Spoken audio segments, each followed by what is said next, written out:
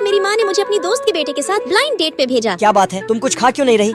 वैसे क्या मैं तुम्हें तुम्हारे नाम से बुला सकता हूँ? हाँ, क्यों नहीं। अंजलि, तुम डेजर्ट खाओगी? मैं ऑर्डर करूँ? पहली मुलाकात से ही मुझे एहसास हो गया कि ये रोहन से बिल्कुल अलग है। पीरियड्स आने पर वो मुझे टालता नहीं था, बल्कि मेरे बिना बोले अपने हाथों से मेरे लिए काढ़ा बना कर लाता था। तुम्हारे अंदर शर्म नहीं है क्या? अभी हम सब ने खाना शुरू भी नहीं किया और तुम हो कि रुकने तुम का जो खाना चाहती हो वो खाओ, शर्माओ मत समझी।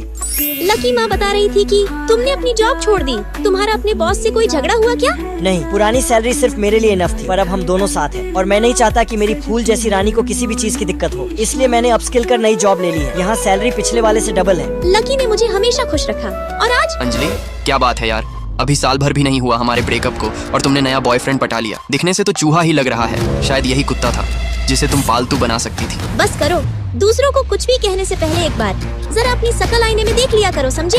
और अगर तुम्हें नहीं पता तो मैं बता दूं, ये मेरा बॉयफ्रेंड नहीं हस्बैंड है। चलो लकी। अरे अंजलि रुको भी, मुझे तो तुम्हारे कैरेक्टर पे पहले से शक था, पर इतनी जल्दी शादी करके तुमने मेरे शक को यकीन में बदल दिया। पर खैर, तुम जैसी लड़की से और क्या ही उम्मीद की जा सकती इसकी है। तो ओह नो बेटे, बहुत हो गया तेरा।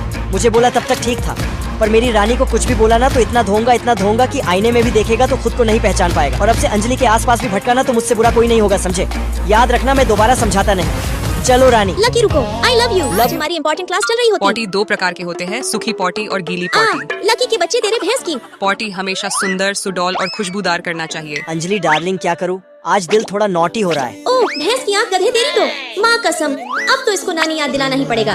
फिर मैं अपना सीधा दिमाग लगाती और लकी को सबक सिखाने के लिए उल्टी जैकेट कर उसकी तरफ बैठ जाती। लगता है रानी बैठे बैठे ही सो गई है। खैर, इस बार तो ऐसा खींचूंगा कि तोते उड़ जाए। अबे सूथनी लकी, तेरे भैंस की ऐसी की तैसी। आज तो तेरा कान खींचकर अपने भैंस जितना लंबा कर नालायक, दूंगी। मैं यहाँ इतनी इंपॉर्टेंट टॉपिक पढ़ा रही हूँ और तुम दोनों को मस्ती सूझ रही है। जाओ बाहर गुलगुल करना। फिर मैं बाहर आकर ड्राइंग बनाने लगती। वाह डार्लिंग, कितनी क्यूटी लग रही हो। बस एक नजर इधर देख ले तो दिल गार्डन हो जाए। भैंस की टटी, ये बुद्धू कर क्या रहा है? लकी के बच्चे, तू मेरी फोटो क्यों खींच रहा था? यार, मैं तो तेरी फोटोज ले रहा था ताकि अपनी माँ को दिखा सकूं। आखिर उन्हें भी तो पता चलना चाहिए ना कि उनकी होने वाली क्या भैंसिया दिखती कैसी है। भैंसे तेरी ऐसी की तैसी। तूने मुझे भैंसिया कहा, तुझे तो मैं छोड़ूंगी नहीं। 3 फुटी कर लो मस्ती तुम दोनों को तो।